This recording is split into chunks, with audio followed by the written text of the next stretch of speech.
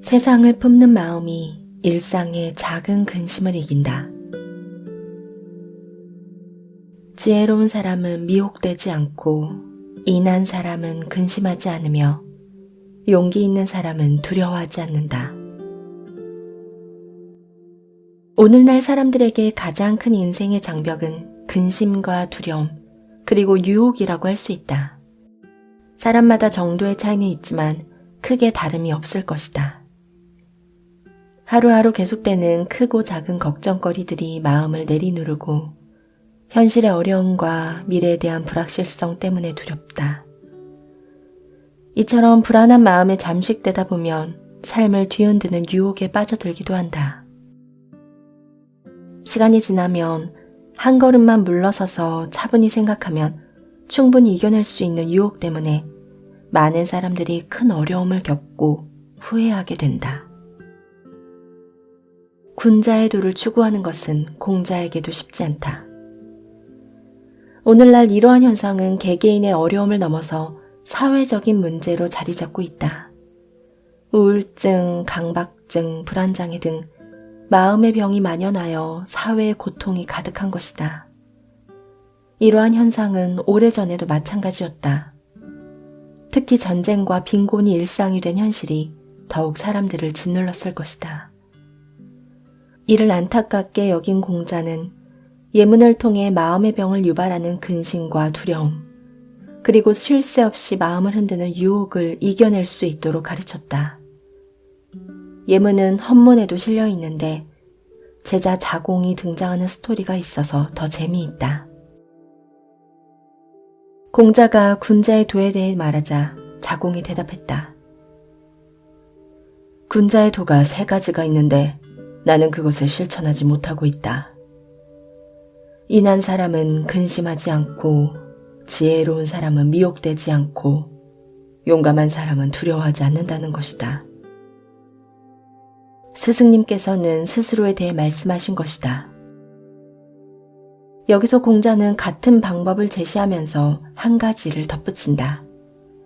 자신도 역시 벗어날 힘이 되는 지식은 있으나 제대로 실천하지 못한다는 안타까움이다. 이 말의 자공은 스승님의 겸손의 말씀이다 라고 말한다.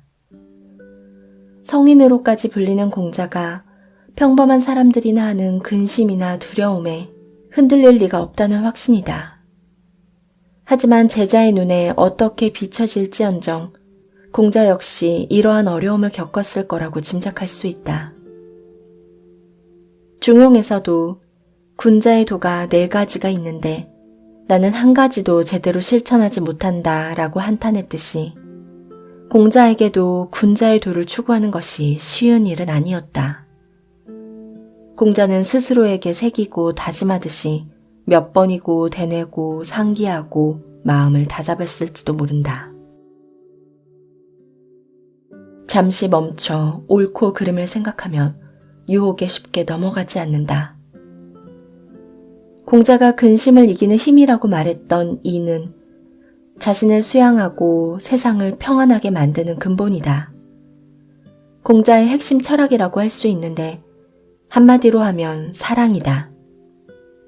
사랑은 가장 부드럽고 아름다운 단어지만 그 힘은 가장 강력하다. 사랑의 마음은 그 어떤 것도 이겨낼 수 있는 능력이 있기 때문이다. 사랑의 마음을 가진 사람에게는 가난이나 고난과 같은 환경의 어려움, 사람과의 관계에서 유발되는 일상의 근심은 큰 문제가 아니다. 물론 전혀 영향을 받지 않을 수는 없겠지만 곧 사랑으로 해야 할 일에 몰두하며 잊어버린다. 사람을 사랑하고 세상을 평안하게 만들기 위한 큰 근심은 일상의 작은 근심을 무의미하게 만들기 때문이다. 그 다음 두려움을 이겨낼 힘은 용기다. 여기서 용기란 우리가 흔히 알고 있는 것과는 다르다. 자신이 가진 힘을 자랑하고 그 힘으로 다른 사람을 제압하고 어떤 어려움도 이겨낼 수 있는 힘이 아니다. 진정한 용기란 그 어떤 것도 두려워하지 않는 무모함이 아니라 두려워하지 않아야 할 것은 두려워하지 않고 두려워해야 할 것을 두려워하는 것이다. 내 삶의 의미와 가치를 높이고 높은 이상을 향해 도전하는 자신이 뒤처지지 않을까 두려워하는 것이 참된 두려움이다. 이때는 사소한 다툼이나 쉽게 발현되는 값싼 자존심에 좌우되지 않는다. 그리고 좌우의 이목이 흔들리지 않는다. 그것들은 두려워할 대상이 아니라는 것을 인식하고 있기 때문이다. 마지막으로 유혹은 지식의 힘으로 이겨낼 수 있다. 맹자가 말했듯이 지식은 시비지심, 즉 옳고 그름을 아는 마음이다. 선택하고 행동하는 순간이 닥쳤을 때 잠깐 멈춰서 옳고 그름을 생각할 수 있는 사람은 쉽게 유혹에 넘어가지 않는다. 일확천금의 환상이나 은밀한 유혹도 한 걸음 물러서서 생각할 수 있다면 이겨낼 수 있다. 작은 근심으로 인생을 낭비하기보다 큰 꿈을 위해 온 마음을 다한다. 이러한 고전의 가르침을 너무 힘들다고 느끼는 사람도 있을 것이다. 아니, 그렇게 생각하는 것이 당연하다. 오죽하면 탁월한 학문과 수양의 경지에 이른 공자도 내면으로는 어려움을 겪었다고 고백하고 있을까? 이 글을 쓰고 있는 나 자신도 마찬가지다. 근심과 두려움 그리고 유혹은 항상 내 곁에 있고 날마다 치열하게 싸워야 했다. 물론 지금도 자유롭지는 않다. 단지 나의 경험으로 비추어 보자면 지금 하는 일에 온 힘을 다해 집중하라고 제안하고 싶다. 현재 하고 있는 일을 이루기 위해 온 힘을 다한다면 주변에 눈 돌릴 시간도 여유도 마음도 없다. 맹자에는 이렇게 실려 있다. 군자유 종신지유 무일조지 화냐. 군자에게는 평생의 근심은 있지만 하루아침에 근심은 없다. 큰 뜻을 위해 인생의 목표를 이루기 위해 근심한다면 작은 일상의 근심은 걸림돌이 되지 않는다.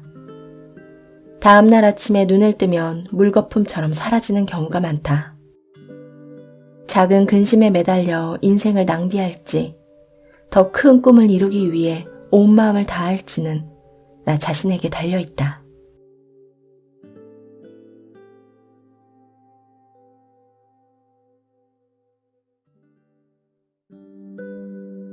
중용이란 최적의 것을 찾아 수양하는 과정이다. 지나침은 모자람과 같다. 중용과 그 수양에 관한 책 중용은 단일한 덕목을 다룬 유일한 고전이다. 그만큼 중용은 옛 선비들이 중요시한 덕목이라는 것을 알 수 있다. 중용은 보편적이고 일상적인 도리에서부터 지극한 이치에 이르는 가장 심오하면서도 한편으로는 가장 쉬운 덕목이다. 중용에는 이렇게 실려 있다.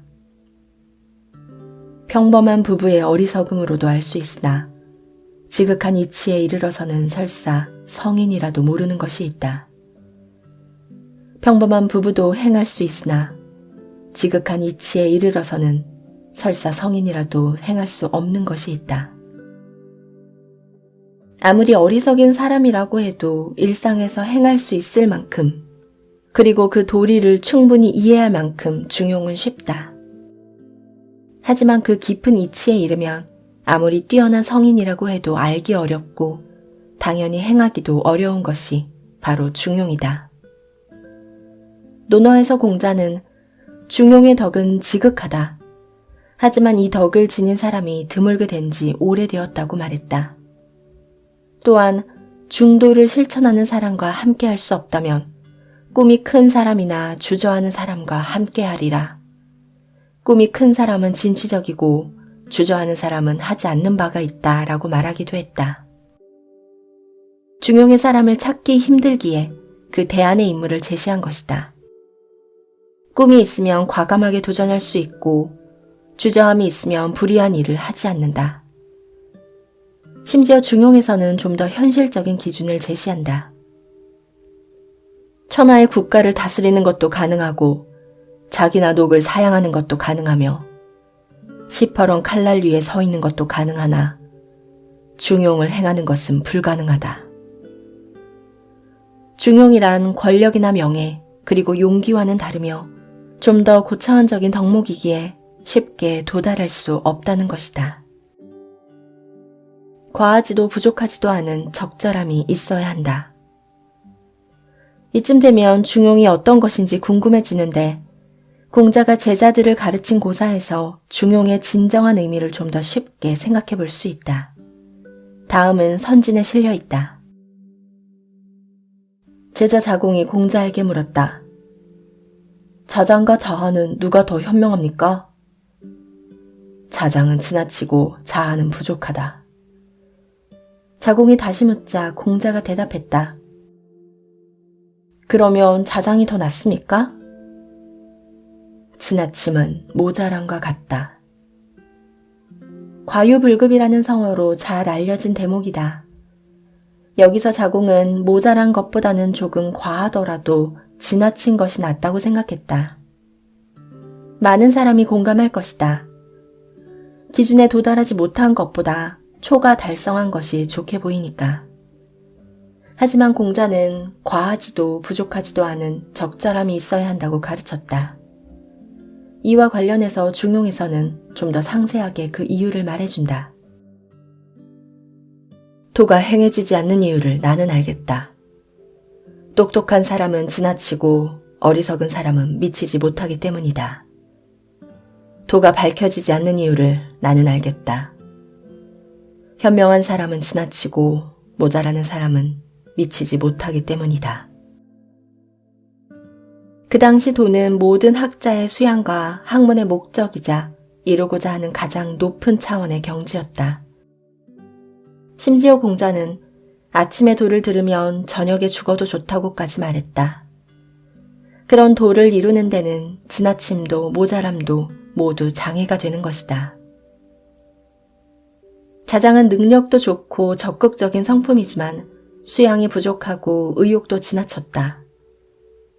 함께 수학하던 동문들로부터 능력도 있고 당당하지만 더불어 인을 행하기는 부족하다는 평가를 듣기도 했다.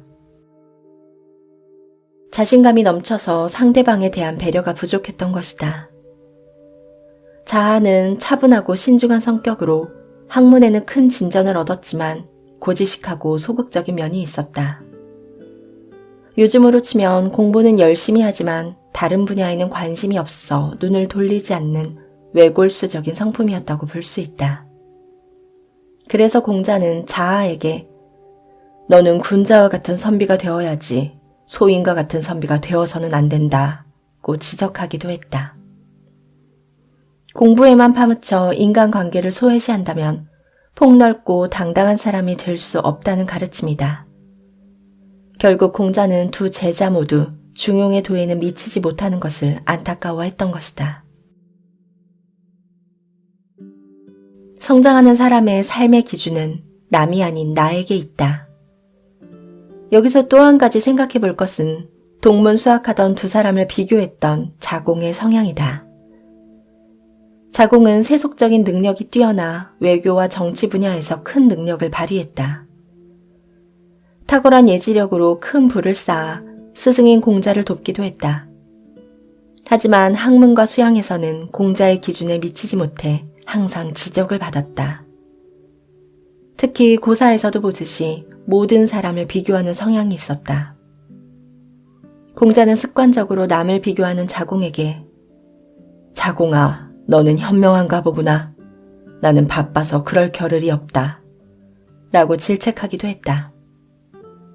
자공의 이러한 모습은 오늘날 우리에게서 많이 발견될지도 모른다.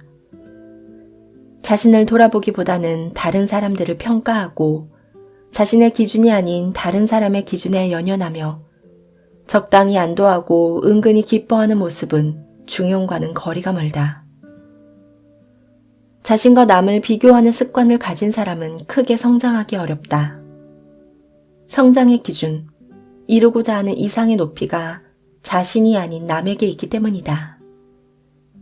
상대방보다 내가 나으면 만족하고 못하면 실망하고 좌절한다면 오롯이 자신의 삶을 살기 어렵다. 특히 이런 유형의 사람은 자신보다 나은 사람이 아닌 못한 사람의 무리에 끼게 된다. 마음이 편하기 때문이다. 하지만 자신보다 못한 사람들과 함께하는 사람은 큰 성장을 이루기 어렵다. 사람은 주위에서 자주 접하는 사람과 닮아가기 때문이다. 모습은 물론 수준도 마찬가지다. 더 높이 도약하지 못하고 흔히 하는 말로 그 나물에 그 밥이 되고 만다. 중용의 도는 수치상으로 단순히 중간을 뜻하는 것은 아니다. 어떤 상황에서든 가장 적절한 것을 찾아 행하는 것이다. 그리고 주위에 눈 돌리지 않고 꾸준히 가고자 하는 길을 가는 것이다. 그 시작은 바로 오늘, 지금 하는 일에 최선을 다하는 것이다. 중용은 높은 도덕적 이상이지만 평상시의 삶에서 실천하는 것을 기반으로 한다. 하루하루의 삶에서 스스로를 돌아보며 날마다 내면의 단단함을 쌓아나가는 것이 바로 중용의 삶, 어른의 삶이다.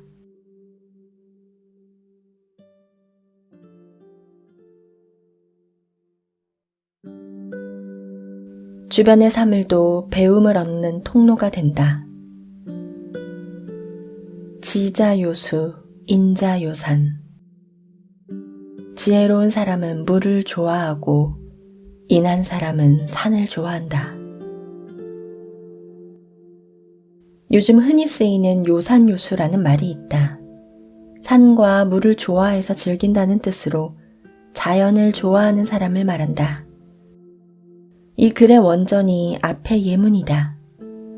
이어서 이렇게 덧붙여 그 이유와 소득을 말해준다. 지혜로운 사람은 동적이고 인한 사람은 정적이다. 지혜로운 사람은 즐겁게 살고 인한 사람은 장수한다. 물은 낮은 곳으로 향한다. 웅덩이를 만나면 다 고인 후에야 흘러가고 막힌 곳이 있으면 둘러서 간다. 어떤 상황에서도 고정되지 않고 적절하게 변화하며 상황을 해결해 나간다. 지혜로운 모습이다. 산은 초목이 언제나 변함없이 자리 잡고 있어 새와 짐승을 품어준다. 세상을 떠나 자연 속에서 살고자 하는 사람에게도 넉넉하게 살 수 있는 터전을 준다. 만물을 품는 모습이다. 이는 사람에 대입해봐도 들어맞는다. 지혜로운 사람은 어떤 장소, 어떤 상황에서도 잘 대처하며 살아간다. 상황에 주저하지 않고 그 상황을 뛰어넘는다. 그 힘은 바로 긍정적인 마음과 변화할 수 있는 능력이다. 인한 사람은 다툼 없이 만물을 포용한다. 다른 사람은 물론이고 스스로에게도 마찬가지다. 자신이 가진 것에 만족하며 외적인 형편이 아니라 마음으로 풍요로움을 느낀다. 노자가 말했던 만족을 아는 자는 부유하다. 지족자부가 그것이다. 진정한 부는 상황이 아니라 마음에 달려있다. 아무리 부자라고 해도 끝없는 탐욕에 시달리면 그는 풍요롭지 않은 사람이다. 가진 것이 적어도 스스로 만족하며 나눌 수 있는 사람이 진정으로 풍요롭다. 또 한 가지, 인한 사람은 오래 산다. 인자수도 오해해서는 안 된다. 인한 사람이 오래 산다는 것은 생물학적인 수명을 말하는 것이 아니다. 인하게 살면서도 단명하는 사람은 주위에 얼마든지 있다. 심지어 공자가 가장 인하다라고 인정했던 수제자 안현도 30대 초반에 죽었다. 이는 사랑을 말한다. 사랑은 어느 시대 어떤 상황에서도 변함없이 자신을 베푼다. 영원 불변의 가치이므로 오래 간다는 것이다. 당연히 사랑의 사람도 오래 사는 것이다. 영원 불변의 가치를 마음에 품고 있으므로 주어진 수명에 관계없이 그 삶은 영원할 수 있다. 물을 담기 위해 성찰한다. 공자는 특히 물을 좋아해서 항상 물을 가까이 하기를 즐겼다. 그리고 제자들에게도 물을 닮아야 한다는 가르침을 줬다. 순자에는 공자와 제자 자공과의 대화를 이렇게 싣고 있다. 공자가 동쪽으로 흐르는 물을 유심히 바라보고 있자 자공이 물었다. 군자가 물을 볼 때 유심히 관찰하듯이 보는 것은 무슨 까닭입니까? 공자가 대답했다. 물은 모든 생물에게 두루 미치면서도 마치 아무것도 한 것 같지 않으니 그것은 곧 덕이 있는 사람과 같다.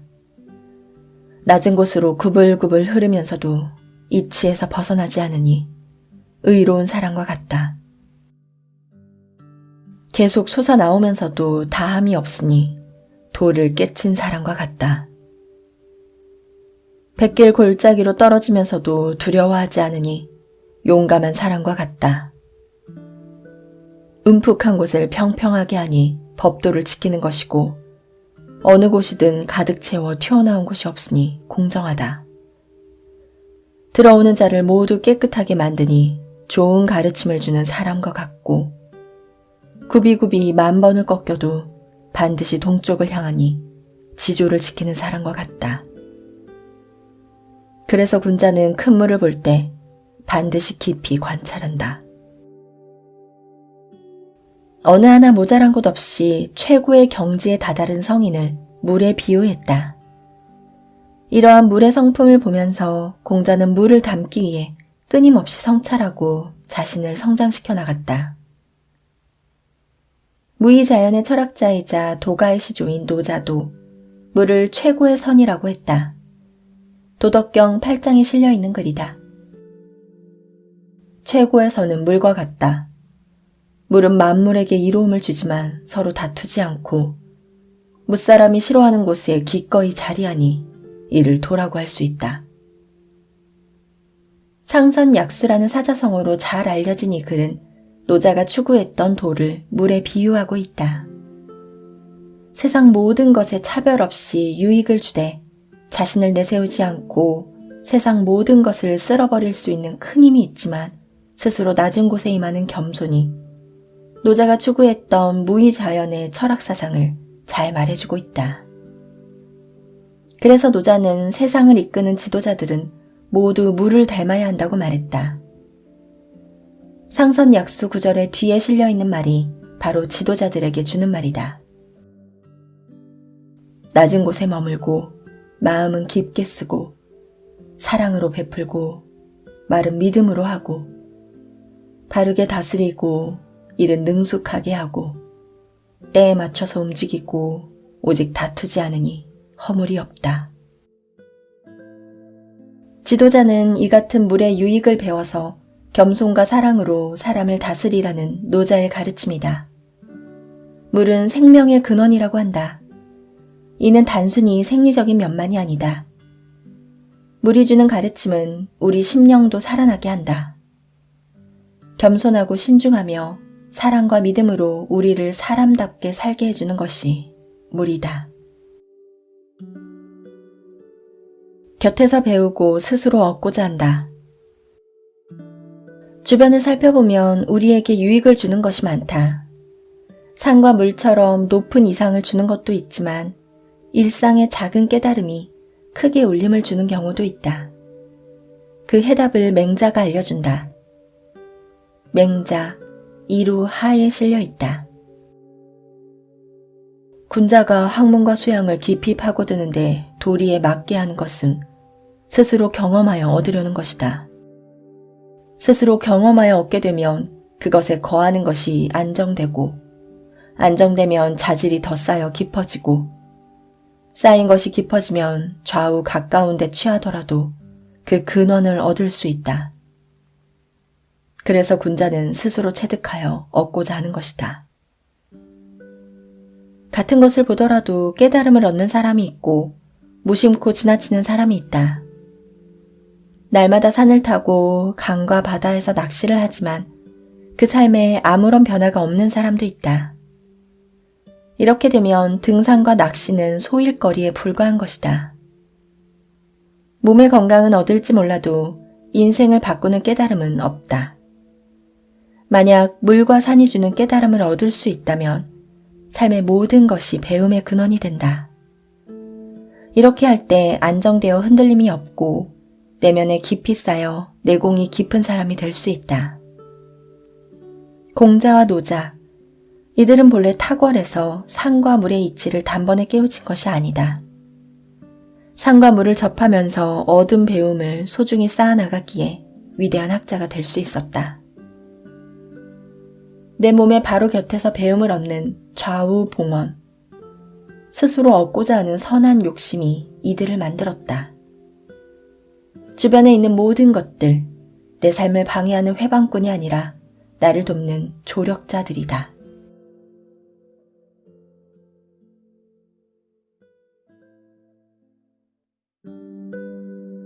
습관은 천성 때문에 바꿀 수 없는 것을 바꾼다. 성상그냐, 습상원야. 본성은 비슷하지만 습관이 차이를 만든다. 통치학의 교과서라고 할 수 있는 정관정요를 보면 다음의 고사가 나온다. 태종이 중서령 잔문본에게 말했다. 무릇 사람은 비록 하늘로부터 좋은 품성을 타고났다고 해도 반드시 넓게 학문을 닦아 도덕을 완성해야 하오. 이는 대합조개가 물을 머금고 태어나지만 보름달이 뜰 때를 기다렸다가 물을 뿜어내고, 나무가 불을 머금고 태어났지만 불의 의지에 연소하는 것과 같소. 사람 역시 영성을 가지고 태어나지만 학문이 완성된 뒤에야 비로소 아름다움을 드러내게 되어 있소. 전국시대 당시 종행과 소진이 허벅지를 찔러가며 열심히 공부한 것이 그렇소. 한무제 때 동중서 역시 책을 읽을 때 휘장을 내리고 3년 동안 정원에 나가지 않았소. 도덕과 기회를 연마하지 않으면 공명을 세울 길이 없소. 잔문본이 대답했다. 사람의 천성은 본래 서로 비슷합니다. 하지만 후천적인 성정은 바뀔 수 있습니다. 반드시 학식으로 성정을 통제해야만 천성을 온전히 유지할 수 있습니다. 예기 학기에서 말하기를 옥은 다듬지 않으면 그릇이 될 수 없고 사람이 학문을 닦지 않으면 인간의 도리를 알지 못한다고 했습니다. 옛사람들이 부지런히 공부한 이유입니다. 이를 일컬어 아름다운 덕행인 의덕이라고 합니다. 당태종이 아무리 좋은 품성을 타고났다고 하더라도 학문을 통해 뒷받침해야 한다며 공부의 필요성을 강조하자 잔문본은 그에 덧붙여 예기에 실려있는 구절 옥불탁 불성기 인불학 부지도를 인용하며 맞장구를 치고 있다. 잔문본이 이처럼 적재적소에 적합한 말들로 황제와의 대화를 이어나갈 수 있었던 것은 바로 공부를 통해 자신을 연마해왔기 때문에 가능했다. 아마 당태종 역시 잔문본의 학식과 능력을 인정하며 흐뭇하게 생각했을 것이다. 내가 남보다 부족한 것은 천성이 아닌 노력의 문제다. 여기서 우리는 도덕을 완성하는 것이라는 공부의 목적 외에 또 다른 공부의 이점을 알 수 있다.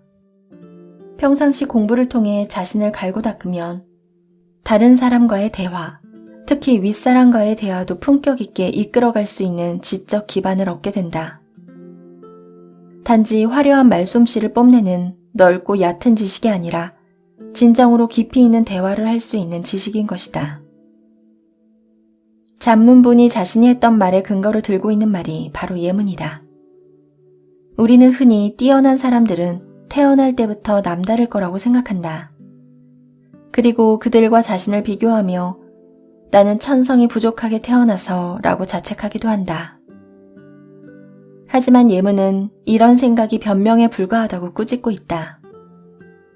천성이 문제가 아니라 노력의 문제이며 그리고 그 동력이 되는 것은 자기가 선택한 습관이라는 것이다. 스스로를 바꾸려는 노력도 하지 않고 성장하기 위해 공부도 하지 않으면서 천성 탓만하는 것은 다른 사람은 물론 자신마저 기만하는 것이다. 잘못된 행동을 계속하면 본성이 된다. 하지만 습관에는 부정적인 의미도 있다. 서경 태갑상에는 습 여성성, 습관이 오래되면 천성이 된다는 말이 실려 있다. 새롭게 왕이 된 탕왕의 손자 태갑이 제대로 나라를 다스리지 않고 방탕한 생활을 계속하자 고대 중국의 명제상 이윤이 했던 말이다. 몇 번에 걸친 훈계와 간언에도 말을 듣지 않고 불의한 행동을 계속하자 왕의 불의한 행동 습관이 마치 천성이 된 것과 같다고 강하게 질책했다.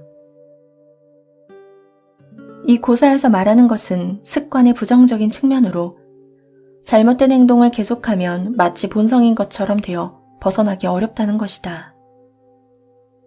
논어에 실려있는 예문의 바로 뒤에는 오직 최상급의 지혜와 최하급의 바보는 바뀌지 않는다 라고 실려있다. 원래 논어 집주에는 두 장이 따로 되어 있으나 둘을 합쳐서 하나가 되어야 한다고 주장하는 학자들도 많이 있다. 주자가 그랬고 조선의 실학자 다산 정약용도 논어 고금주에서 그렇게 주장했다. 둘이 한 장이 되어야 한다는 것은 두 문장이 밀접한 관계가 있기 때문이다. 지혜로운 인물이나 어리석은 사람은 그 본성에서는 차이가 없다. 하지만 지혜로운 사람은 자신이 택한 선함에서 불의로 옮겨가지 않는다. 어리석은 사람도 역시 옮겨가지 않지만 그 반대의 경우다. 자신이 택한 불의함에서 선함으로 옮겨가지 않는 것이다. 따라서 그 선택을 바꾸지 않으면 두 사람의 차이는 점차 멀어지게 된다. 선한 사람은 더욱 선해지고 나쁜 사람은 점점 더 나빠져서 비슷했던 둘의 차이는 까마득히 멀어지게 된다. 좋은 습관을 반복하면 경지에 이른다. 습관의 중요성에 대해서는 서양의 철학자들 역시 많이 강조하고 있는데 아리스토텔레스의 니코마코스 윤리학에도 습관에 관한 이야기가 실려 있다. 자제력에 관해 이야기하면서 습관의 중요성을 강조한다. 습관으로 인해 자제력이 없는 사람들이 본성적으로 자제력이 없는 사람들보다 고치기가 더 쉽다. 본성을 바꾸는 것보다는 습관을 바꾸기가 더 쉽기 때문이다. 실제로는 습관도 바꾸기가 어려운데 에우에노스의 말처럼 습관은 제2의 본성이기 때문이다. 에우에노스는 기원전 5세기의 수사학자이자 소피스테스인데 아리스토텔레스는 그의 말을 인용하면서 습관에 대한 생각을 밝히고 있다. 습관은 본성과도 같지만 그래도 본성보다는 바꾸기 쉽다는 것이다. 이어서 한 말이 아리스토텔레스의 생각을 잘 전해준다. 친구여, 내 이르노니 오랜 기간 수련하다 보면 그것이 결국 사람의 본성이 된다네. 아마 아리스토텔레스는 이 말을 하고 싶었던 듯하다. 결국 습관이란 의식적인 노력으로 마치 본성처럼 몸에 익힐 수 있다는 결론이다. 이처럼 고대 동서양의 학자들이 강조했던 습관의 중요성에 대해 오늘날의 과학자들도 많은 연구를 하고 있다. 다양한 실험을 하여 어떻게 습관을 몸에 익힐 수 있는지, 왜 습관이 인생을 바꿀 수 있는지를 증거하고 있다. 하지만 동양고전 중용에 실려있는 구절이 가장 정확하게 습관을 말해주고 있다. 남들이 한 번에 능하거든 나는 100번을 하고 남이 10번에 능하거든 나는 1000번을 한다. 배움에 대한 열망을 말해주는 것이지만 이 구절에 습관의 비밀이 담겨 있다. 단숨에 깨닫는 것도 좋지만 타고난 천성이 그에 미치지 못한다면 반복을 통한 습관화로 얼마든지 경지에 이를 수 있다. 남들보다 힘들고 조금 더 노력해야 할지 몰라도 그 가치는 변함이 없다. 아니, 천성을 지닌 이보다 더 의미 있고 소중할 것이다. 천성이란 목적지에 조금 더 일찍 쉽게 도달하는 방법일 뿐이다. 자칫 방심하면 샛길로 빠질 수 있다. 하지만 습관을 통해 이룩한 가치는 결코 변하지 않는다.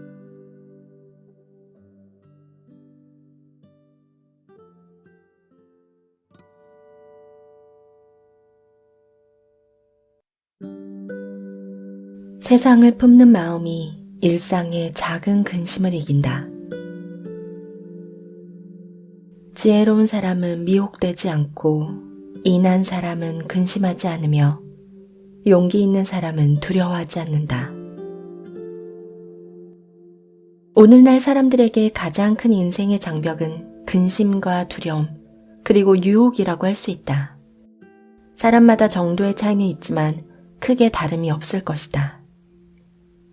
하루하루 계속되는 크고 작은 걱정거리들이 마음을 내리누르고 현실의 어려움과 미래에 대한 불확실성 때문에 두렵다. 이처럼 불안한 마음에 잠식되다 보면 삶을 뒤흔드는 유혹에 빠져들기도 한다. 시간이 지나면 한 걸음만 물러서서 차분히 생각하면 충분히 이겨낼 수 있는 유혹 때문에 많은 사람들이 큰 어려움을 겪고 후회하게 된다. 군자의 도를 추구하는 것은 공자에게도 쉽지 않다. 오늘날 이러한 현상은 개개인의 어려움을 넘어서 사회적인 문제로 자리 잡고 있다. 우울증, 강박증, 불안장애 등 마음의 병이 만연하여 사회의 고통이 가득한 것이다. 이러한 현상은 오래전에도 마찬가지였다. 특히 전쟁과 빈곤이 일상이 된 현실이 더욱 사람들을 짓눌렀을 것이다.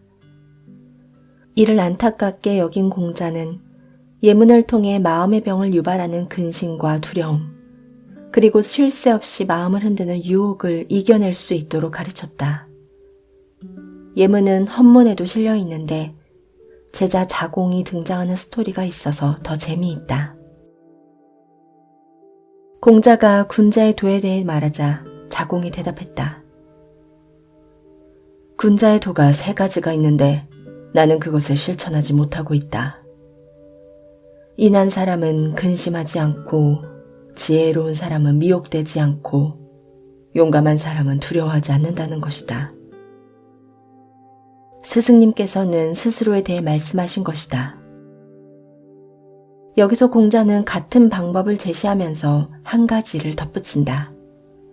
자신도 역시 벗어날 힘이 되는 지식은 있으나 제대로 실천하지 못한다는 안타까움이다. 이 말의 자공은 스승님의 겸손의 말씀이다 라고 말한다. 성인으로까지 불리는 공자가 평범한 사람들이나 하는 근심이나 두려움에 흔들릴 리가 없다는 확신이다. 하지만 제자의 눈에 어떻게 비춰질지언정 공자 역시 이러한 어려움을 겪었을 거라고 짐작할 수 있다. 중용에서도 군자의 도가 4가지가 있는데 나는 한 가지도 제대로 실천하지 못한다 라고 한탄했듯이 공자에게도 군자의 도를 추구하는 것이 쉬운 일은 아니었다. 공자는 스스로에게 새기고 다짐하듯이 몇 번이고 되뇌고 상기하고 마음을 다잡았을지도 모른다. 잠시 멈춰 옳고 그름을 생각하면 유혹에 쉽게 넘어가지 않는다. 공자가 근심을 이기는 힘이라고 말했던 이는 자신을 수양하고 세상을 평안하게 만드는 근본이다. 공자의 핵심 철학이라고 할 수 있는데 한마디로 하면 사랑이다. 사랑은 가장 부드럽고 아름다운 단어지만 그 힘은 가장 강력하다. 사랑의 마음은 그 어떤 것도 이겨낼 수 있는 능력이 있기 때문이다. 사랑의 마음을 가진 사람에게는 가난이나 고난과 같은 환경의 어려움, 사람과의 관계에서 유발되는 일상의 근심은 큰 문제가 아니다. 물론 전혀 영향을 받지 않을 수는 없겠지만 곧 사랑으로 해야 할 일에 몰두하며 잊어버린다. 사람을 사랑하고 세상을 평안하게 만들기 위한 큰 근심은 일상의 작은 근심을 무의미하게 만들기 때문이다. 그 다음 두려움을 이겨낼 힘은 용기다. 여기서 용기란 우리가 흔히 알고 있는 것과는 다르다. 자신이 가진 힘을 자랑하고 그 힘으로 다른 사람을 제압하고 어떤 어려움도 이겨낼 수 있는 힘이 아니다. 진정한 용기란 그 어떤 것도 두려워하지 않는 무모함이 아니라 두려워하지 않아야 할 것은 두려워하지 않고 두려워해야 할 것을 두려워하는 것이다. 내 삶의 의미와 가치를 높이고 높은 이상을 향해 도전하는 자신이 뒤처지지 않을까 두려워하는 것이 참된 두려움이다. 이때는 사소한 다툼이나 쉽게 발현되는 값싼 자존심에 좌우되지 않는다. 그리고 좌우의 이목이 흔들리지 않는다. 그것들은 두려워할 대상이 아니라는 것을 인식하고 있기 때문이다. 마지막으로 유혹은 지식의 힘으로 이겨낼 수 있다. 맹자가 말했듯이 지식은 시비지심, 즉 옳고 그름을 아는 마음이다. 선택하고 행동하는 순간이 닥쳤을 때 잠깐 멈춰서 옳고 그름을 생각할 수 있는 사람은 쉽게 유혹에 넘어가지 않는다. 일확천금의 환상이나 은밀한 유혹도 한 걸음 물러서서 생각할 수 있다면 이겨낼 수 있다. 작은 근심으로 인생을 낭비하기보다 큰 꿈을 위해 온 마음을 다한다. 이러한 고전의 가르침을 너무 힘들다고 느끼는 사람도 있을 것이다. 아니, 그렇게 생각하는 것이 당연하다. 오죽하면 탁월한 학문과 수양의 경지에 이른 공자도 내면으로는 어려움을 겪었다고 고백하고 있을까? 이 글을 쓰고 있는 나 자신도 마찬가지다. 근심과 두려움 그리고 유혹은 항상 내 곁에 있고 날마다 치열하게 싸워야 했다. 물론 지금도 자유롭지는 않다. 단지 나의 경험으로 비추어 보자면 지금 하는 일에 온 힘을 다해 집중하라고 제안하고 싶다. 현재 하고 있는 일을 이루기 위해 온 힘을 다한다면 주변에 눈 돌릴 시간도 여유도 마음도 없다. 맹자에는 이렇게 실려 있다. 군자유 종신지유 무일조지 화냐. 군자에게는 평생의 근심은 있지만 하루아침에 근심은 없다. 큰 뜻을 위해 인생의 목표를 이루기 위해 근심한다면 작은 일상의 근심은 걸림돌이 되지 않는다. 다음날 아침에 눈을 뜨면 물거품처럼 사라지는 경우가 많다. 작은 근심에 매달려 인생을 낭비할지 더 큰 꿈을 이루기 위해 온 마음을 다할지는 나 자신에게 달려있다.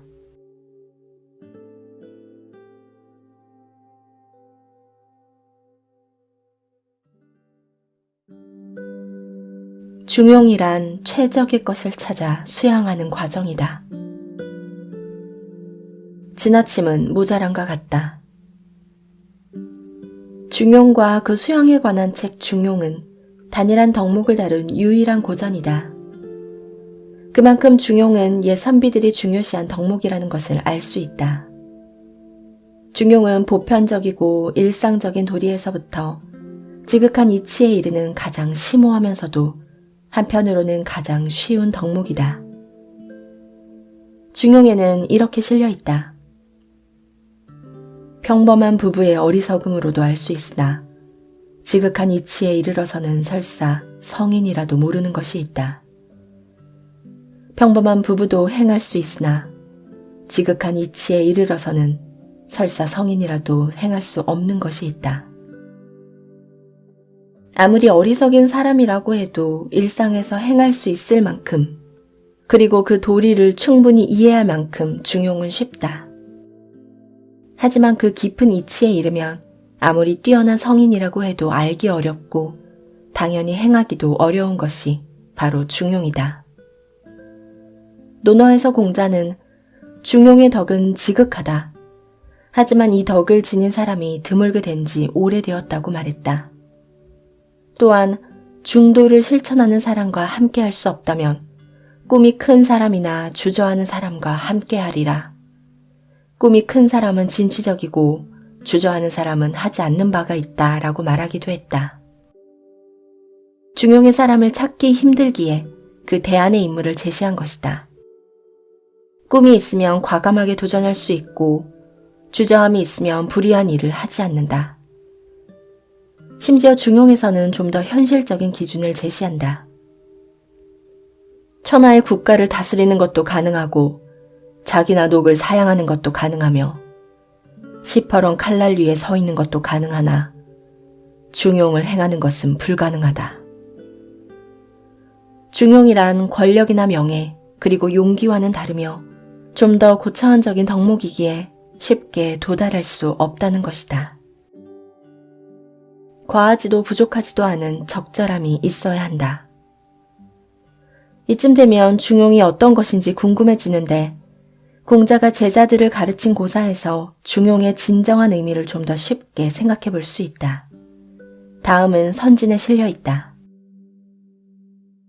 제자 자공이 공자에게 물었다. 자장과 자하는 누가 더 현명합니까? 자장은 지나치고 자하는 부족하다. 자공이 다시 묻자 공자가 대답했다. 그러면 자장이 더 낫습니까? 지나침은 모자람과 같다. 과유불급이라는 성어로 잘 알려진 대목이다. 여기서 자공은 모자란 것보다는 조금 과하더라도 지나친 것이 낫다고 생각했다. 많은 사람이 공감할 것이다. 기준에 도달하지 못한 것보다 초가 달성한 것이 좋게 보이니까. 하지만 공자는 과하지도 부족하지도 않은 적절함이 있어야 한다고 가르쳤다. 이와 관련해서 중용에서는 좀 더 상세하게 그 이유를 말해준다. 도가 행해지지 않는 이유를 나는 알겠다. 똑똑한 사람은 지나치고 어리석은 사람은 미치지 못하기 때문이다. 도가 밝혀지지 않는 이유를 나는 알겠다. 현명한 사람은 지나치고 모자라는 사람은 미치지 못하기 때문이다. 그 당시 도는 모든 학자의 수양과 학문의 목적이자 이루고자 하는 가장 높은 차원의 경지였다. 심지어 공자는 아침에 도를 들으면 저녁에 죽어도 좋다고까지 말했다. 그런 도를 이루는 데는 지나침도 모자람도 모두 장애가 되는 것이다. 자장은 능력도 좋고 적극적인 성품이지만 수양이 부족하고 의욕도 지나쳤다. 함께 수학하던 동문들로부터 능력도 있고 당당하지만 더불어 인을 행하기는 부족하다는 평가를 듣기도 했다. 자신감이 넘쳐서 상대방에 대한 배려가 부족했던 것이다. 자하는 차분하고 신중한 성격으로 학문에는 큰 진전을 얻었지만 고지식하고 소극적인 면이 있었다. 요즘으로 치면 공부는 열심히 하지만 다른 분야에는 관심이 없어 눈을 돌리지 않는 외골수적인 성품이었다고 볼 수 있다. 그래서 공자는 자하에게 너는 군자와 같은 선비가 되어야지 소인과 같은 선비가 되어서는 안 된다고 지적하기도 했다. 공부에만 파묻혀 인간관계를 소외시한다면 폭넓고 당당한 사람이 될 수 없다는 가르침이다. 결국 공자는 두 제자 모두 중용의 도에는 미치지 못하는 것을 안타까워했던 것이다. 성장하는 사람의 삶의 기준은 남이 아닌 나에게 있다. 여기서 또 한 가지 생각해 볼 것은 동문 수학하던 두 사람을 비교했던 자공의 성향이다. 자공은 세속적인 능력이 뛰어나 외교와 정치 분야에서 큰 능력을 발휘했다. 탁월한 예지력으로 큰 부를 쌓아 스승인 공자를 돕기도 했다. 하지만 학문과 수양에서는 공자의 기준에 미치지 못해 항상 지적을 받았다. 특히 고사에서도 보듯이 모든 사람을 비교하는 성향이 있었다. 공자는 습관적으로 남을 비교하는 자공에게 자공아, 너는 현명한가 보구나. 나는 바빠서 그럴 겨를이 없다. 라고 질책하기도 했다. 자공의 이러한 모습은 오늘날 우리에게서 많이 발견될지도 모른다.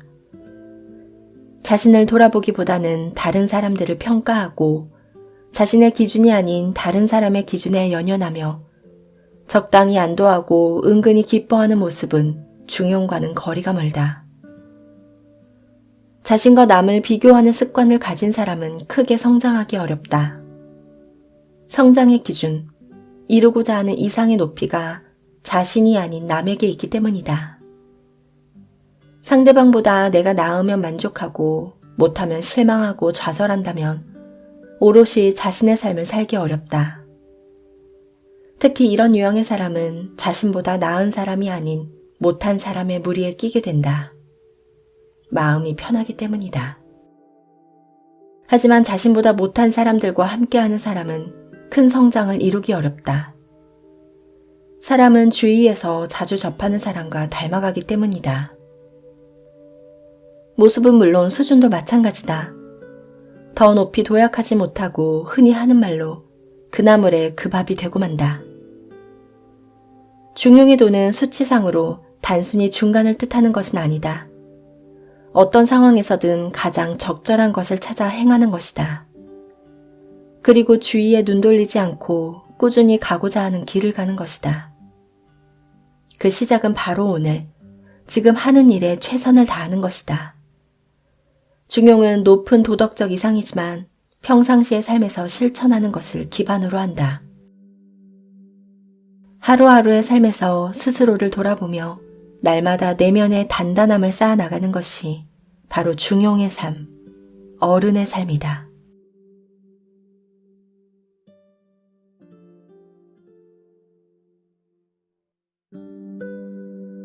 주변의 사물도 배움을 얻는 통로가 된다. 지자요수, 인자요산. 지혜로운 사람은 물을 좋아하고 인한 사람은 산을 좋아한다. 요즘 흔히 쓰이는 요산요수라는 말이 있다. 산과 물을 좋아해서 즐긴다는 뜻으로 자연을 좋아하는 사람을 말한다. 이 글의 원전이 앞의 예문이다. 이어서 이렇게 덧붙여 그 이유와 소득을 말해준다. 지혜로운 사람은 동적이고 인한 사람은 정적이다. 지혜로운 사람은 즐겁게 살고 인한 사람은 장수한다. 물은 낮은 곳으로 향한다. 웅덩이를 만나면 다 고인 후에야 흘러가고 막힌 곳이 있으면 둘러서 간다. 어떤 상황에서도 고정되지 않고 적절하게 변화하며 상황을 해결해 나간다. 지혜로운 모습이다. 산은 초목이 언제나 변함없이 자리 잡고 있어 새와 짐승을 품어준다. 세상을 떠나 자연 속에서 살고자 하는 사람에게도 넉넉하게 살 수 있는 터전을 준다. 만물을 품는 모습이다.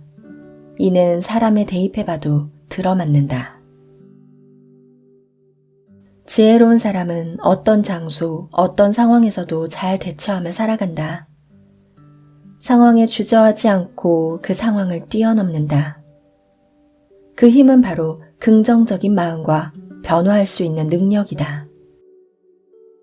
인한 사람은 다툼 없이 만물을 포용한다. 다른 사람은 물론이고 스스로에게도 마찬가지다. 자신이 가진 것에 만족하며 외적인 형편이 아니라 마음으로 풍요로움을 느낀다. 노자가 말했던 만족을 아는 자는 부유하다. 지족자부가 그것이다. 진정한 부는 상황이 아니라 마음에 달려있다. 아무리 부자라고 해도 끝없는 탐욕에 시달리면 그는 풍요롭지 않은 사람이다. 가진 것이 적어도 스스로 만족하며 나눌 수 있는 사람이 진정으로 풍요롭다. 또 한 가지, 인한 사람은 오래 산다. 인자수도 오해해서는 안 된다. 인한 사람이 오래 산다는 것은 생물학적인 수명을 말하는 것이 아니다. 인하게 살면서도 단명하는 사람은 주위에 얼마든지 있다. 심지어 공자가 가장 인하다라고 인정했던 수제자 안현도 30대 초반에 죽었다. 이는 사랑을 말한다.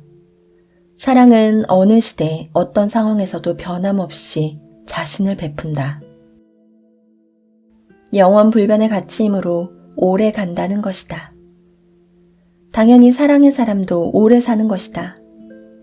영원 불변의 가치를 마음에 품고 있으므로 주어진 수명에 관계없이 그 삶은 영원할 수 있다.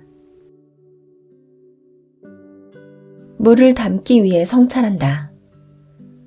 공자는 특히 물을 좋아해서 항상 물을 가까이 하기를 즐겼다. 그리고 제자들에게도 물을 닮아야 한다는 가르침을 줬다. 순자에는 공자와 제자 자공과의 대화를 이렇게 싣고 있다. 공자가 동쪽으로 흐르는 물을 유심히 바라보고 있자 자공이 물었다. 군자가 물을 볼 때 유심히 관찰하듯이 보는 것은 무슨 까닭입니까? 공자가 대답했다. 물은 모든 생물에게 두루 미치면서도 마치 아무것도 한 것 같지 않으니 그것은 곧 덕이 있는 사람과 같다. 낮은 곳으로 구불구불 흐르면서도 이치에서 벗어나지 않으니 의로운 사람과 같다. 계속 솟아나오면서도 다함이 없으니 돌을 깨친 사람과 같다. 백길 골짜기로 떨어지면서도 두려워하지 않으니 용감한 사람과 같다. 움푹한 곳을 평평하게 하니 법도를 지키는 것이고 어느 곳이든 가득 채워 튀어나온 곳이 없으니 공정하다. 들어오는 자를 모두 깨끗하게 만드니 좋은 가르침을 주는 사람과 같고 굽이굽이 10,000번을 꺾여도 반드시 동쪽을 향하니 지조를 지키는 사람과 같다. 그래서 군자는 큰 물을 볼 때 반드시 깊이 관찰한다. 어느 하나 모자란 곳 없이 최고의 경지에 다다른 성인을 물에 비유했다. 이러한 물의 성품을 보면서 공자는 물을 담기 위해 끊임없이 성찰하고 자신을 성장시켜 나갔다. 무의자연의 철학자이자 도가의 시조인 노자도 물을 최고의 선이라고 했다. 도덕경 8장에 실려있는 글이다. 최고의 선은 물과 같다. 물은 만물에게 이로움을 주지만 서로 다투지 않고 무사람이 싫어하는 곳에 기꺼이 자리하니 이를 도라고 할 수 있다.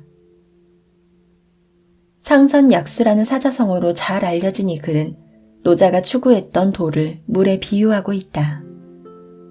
세상 모든 것에 차별 없이 유익을 주되 자신을 내세우지 않고 세상 모든 것을 쓸어버릴 수 있는 큰 힘이 있지만 스스로 낮은 곳에 임하는 겸손이 노자가 추구했던 무의자연의 철학사상을 잘 말해주고 있다. 그래서 노자는 세상을 이끄는 지도자들은 모두 물을 닮아야 한다고 말했다. 상선약수 구절의 뒤에 실려있는 말이 바로 지도자들에게 주는 말이다. 낮은 곳에 머물고 마음은 깊게 쓰고 사랑으로 베풀고 말은 믿음으로 하고 바르게 다스리고 일은 능숙하게 하고 때에 맞춰서 움직이고 오직 다투지 않으니 허물이 없다. 지도자는 이 같은 물의 유익을 배워서 겸손과 사랑으로 사람을 다스리라는 노자의 가르침이다. 물은 생명의 근원이라고 한다. 이는 단순히 생리적인 면만이 아니다. 물이 주는 가르침은 우리 심령도 살아나게 한다. 겸손하고 신중하며 사랑과 믿음으로 우리를 사람답게 살게 해주는 것이 물이다. 곁에서 배우고 스스로 얻고자 한다. 주변을 살펴보면 우리에게 유익을 주는 것이 많다. 산과 물처럼 높은 이상을 주는 것도 있지만 일상의 작은 깨달음이 크게 울림을 주는 경우도 있다. 그 해답을 맹자가 알려준다. 맹자, 이루 하에 실려 있다. 군자가 학문과 수양을 깊이 파고드는데 도리에 맞게 하는 것은 스스로 경험하여 얻으려는 것이다. 스스로 경험하여 얻게 되면 그것에 거하는 것이 안정되고 안정되면 자질이 더 쌓여 깊어지고 쌓인 것이 깊어지면 좌우 가까운 데 취하더라도 그 근원을 얻을 수 있다. 그래서 군자는 스스로 체득하여 얻고자 하는 것이다. 같은 것을 보더라도 깨달음을 얻는 사람이 있고 무심코 지나치는 사람이 있다. 날마다 산을 타고 강과 바다에서 낚시를 하지만 그 삶에 아무런 변화가 없는 사람도 있다. 이렇게 되면 등산과 낚시는 소일거리에 불과한 것이다. 몸의 건강은 얻을지 몰라도 인생을 바꾸는 깨달음은 없다. 만약 물과 산이 주는 깨달음을 얻을 수 있다면 삶의 모든 것이 배움의 근원이 된다. 이렇게 할 때 안정되어 흔들림이 없고 내면에 깊이 쌓여 내공이 깊은 사람이 될 수 있다. 공자와 노자, 이들은 본래 탁월해서 산과 물의 이치를 단번에 깨우친 것이 아니다. 산과 물을 접하면서 얻은 배움을 소중히 쌓아나갔기에 위대한 학자가 될 수 있었다. 내 몸의 바로 곁에서 배움을 얻는 좌우봉원, 스스로 얻고자 하는 선한 욕심이 이들을 만들었다. 주변에 있는 모든 것들, 내 삶을 방해하는 회방꾼이 아니라 나를 돕는 조력자들이다.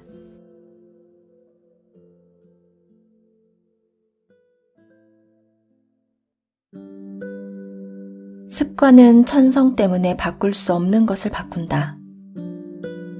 성상그냐, 습상원야. 본성은 비슷하지만 습관이 차이를 만든다. 통치학의 교과서라고 할 수 있는 정관정요를 보면 다음의 고사가 나온다. 태종이 중서령 잔문본에게 말했다. 무릇 사람은 비록 하늘로부터 좋은 품성을 타고났다고 해도 반드시 넓게 학문을 닦아 도덕을 완성해야 하오.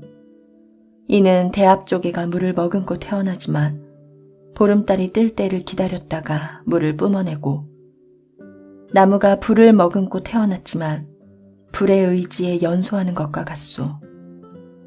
사람 역시 영성을 가지고 태어나지만 학문이 완성된 뒤에야 비로소 아름다움을 드러내게 되어 있소. 전국시대 당시 종행과 소진이 허벅지를 찔러가며 열심히 공부한 것이 그렇소. 한무제 때 동중서 역시 책을 읽을 때 휘장을 내리고 3년 동안 정원에 나가지 않았소. 도덕과 기회를 연마하지 않으면 공명을 세울 길이 없소. 잔문본이 대답했다. 사람의 천성은 본래 서로 비슷합니다. 하지만 후천적인 성정은 바뀔 수 있습니다. 반드시 학식으로 성정을 통제해야만 천성을 온전히 유지할 수 있습니다. 예기 학기에서 말하기를 옥은 다듬지 않으면 그릇이 될 수 없고 사람이 학문을 닦지 않으면 인간의 도리를 알지 못한다고 했습니다. 옛사람들이 부지런히 공부한 이유입니다. 이를 일컬어 아름다운 덕행인 의덕이라고 합니다. 당태종이 아무리 좋은 품성을 타고났다고 하더라도 학문을 통해 뒷받침해야 한다며 공부의 필요성을 강조하자 잔문본은 그에 덧붙여 예기에 실려있는 구절 옥불탁 불성기 인불학 부지도를 인용하며 맞장구를 치고 있다. 잔문본이 이처럼 적재적소에 적합한 말들로 황제와의 대화를 이어나갈 수 있었던 것은 바로 공부를 통해 자신을 연마해왔기 때문에 가능했다. 아마 당태종 역시 잔문본의 학식과 능력을 인정하며 흐뭇하게 생각했을 것이다. 내가 남보다 부족한 것은 천성이 아닌 노력의 문제다. 여기서 우리는 도덕을 완성하는 것이라는 공부의 목적 외에 또 다른 공부의 이점을 알 수 있다. 평상시 공부를 통해 자신을 갈고 닦으면 다른 사람과의 대화, 특히 윗사람과의 대화도 품격 있게 이끌어갈 수 있는 지적 기반을 얻게 된다. 단지 화려한 말솜씨를 뽐내는 넓고 얕은 지식이 아니라 진정으로 깊이 있는 대화를 할 수 있는 지식인 것이다. 잔문본이 자신이 했던 말의 근거로 들고 있는 말이 바로 예문이다. 우리는 흔히 뛰어난 사람들은 태어날 때부터 남다를 거라고 생각한다. 그리고 그들과 자신을 비교하며 나는 천성이 부족하게 태어나서 라고 자책하기도 한다. 하지만 예문은 이런 생각이 변명에 불과하다고 꾸짖고 있다. 천성이 문제가 아니라 노력의 문제이며 그리고 그 동력이 되는 것은 자기가 선택한 습관이라는 것이다. 스스로를 바꾸려는 노력도 하지 않고 성장하기 위해 공부도 하지 않으면서 천성 탓만하는 것은 다른 사람은 물론 자신마저 기만하는 것이다. 잘못된 행동을 계속하면 본성이 된다. 하지만 습관에는 부정적인 의미도 있다. 서경 태갑상에는 습 여성성, 습관이 오래되면 천성이 된다는 말이 실려 있다. 새롭게 왕이 된 탕왕의 손자 태갑이 제대로 나라를 다스리지 않고 방탕한 생활을 계속하자 고대 중국의 명제상 이윤이 했던 말이다. 몇 번에 걸친 훈계와 간언에도 말을 듣지 않고 불의한 행동을 계속하자 왕의 불의한 행동 습관이 마치 천성이 된 것과 같다고 강하게 질책했다. 이 고사에서 말하는 것은 습관의 부정적인 측면으로 잘못된 행동을 계속하면 마치 본성인 것처럼 되어 벗어나기 어렵다는 것이다. 논어에 실려있는 예문의 바로 뒤에는 오직 최상급의 지혜와 최하급의 바보는 바뀌지 않는다 라고 실려있다. 원래 논어 집주에는 두 장이 따로 되어 있으나 둘을 합쳐서 하나가 되어야 한다고 주장하는 학자들도 많이 있다.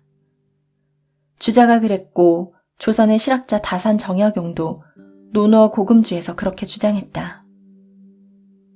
둘이 한 장이 되어야 한다는 것은 두 문장이 밀접한 관계가 있기 때문이다.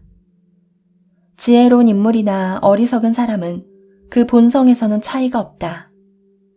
하지만 지혜로운 사람은 자신이 택한 선함에서 불의로 옮겨가지 않는다. 어리석은 사람도 역시 옮겨가지 않지만 그 반대의 경우다. 자신이 택한 불의함에서 선함으로 옮겨가지 않는 것이다. 따라서 그 선택을 바꾸지 않으면 두 사람의 차이는 점차 멀어지게 된다. 선한 사람은 더욱 선해지고 나쁜 사람은 점점 더 나빠져서 비슷했던 둘의 차이는 까마득히 멀어지게 된다. 좋은 습관을 반복하면 경지에 이른다. 습관의 중요성에 대해서는 서양의 철학자들 역시 많이 강조하고 있는데 아리스토텔레스의 니코마코스 윤리학에도 습관에 관한 이야기가 실려 있다. 자제력에 관해 이야기하면서 습관의 중요성을 강조한다. 습관으로 인해 자제력이 없는 사람들이 본성적으로 자제력이 없는 사람들보다 고치기가 더 쉽다. 본성을 바꾸는 것보다는 습관을 바꾸기가 더 쉽기 때문이다. 실제로는 습관도 바꾸기가 어려운데 에우에노스의 말처럼 습관은 제2의 본성이기 때문이다. 에우에노스는 기원전 5세기의 수사학자이자 소피스테스인데 아리스토텔레스는 그의 말을 인용하면서 습관에 대한 생각을 밝히고 있다. 습관은 본성과도 같지만 그래도 본성보다는 바꾸기 쉽다는 것이다. 이어서 한 말이 아리스토텔레스의 생각을 잘 전해준다. 친구여, 내 이르노니 오랜 기간 수련하다 보면 그것이 결국 사람의 본성이 된다네. 아마 아리스토텔레스는 이 말을 하고 싶었던 듯하다. 결국 습관이란 의식적인 노력으로 마치 본성처럼 몸에 익힐 수 있다는 결론이다. 이처럼 고대 동서양의 학자들이 강조했던 습관의 중요성에 대해 오늘날의 과학자들도 많은 연구를 하고 있다. 다양한 실험을 하여 어떻게 습관을 몸에 익힐 수 있는지, 왜 습관이 인생을 바꿀 수 있는지를 증거하고 있다. 하지만 동양고전 중용에 실려있는 구절이 가장 정확하게 습관을 말해주고 있다. 남들이 한 번에 능하거든 나는 100번을 하고 남이 10번에 능하거든 나는 1000번을 한다. 배움에 대한 열망을 말해주는 것이지만 이 구절에 습관의 비밀이 담겨 있다. 단숨에 깨닫는 것도 좋지만 타고난 천성이 그에 미치지 못한다면 반복을 통한 습관화로 얼마든지 경지에 이를 수 있다. 남들보다 힘들고 조금 더 노력해야 할지 몰라도 그 가치는 변함이 없다. 아니, 천성을 지닌 이보다 더 의미 있고 소중할 것이다. 천성이란 목적지에 조금 더 일찍 쉽게 도달하는 방법일 뿐이다. 자칫 방심하면 샛길로 빠질 수 있다. 하지만 습관을 통해 이룩한 가치는 결코 변하지 않는다.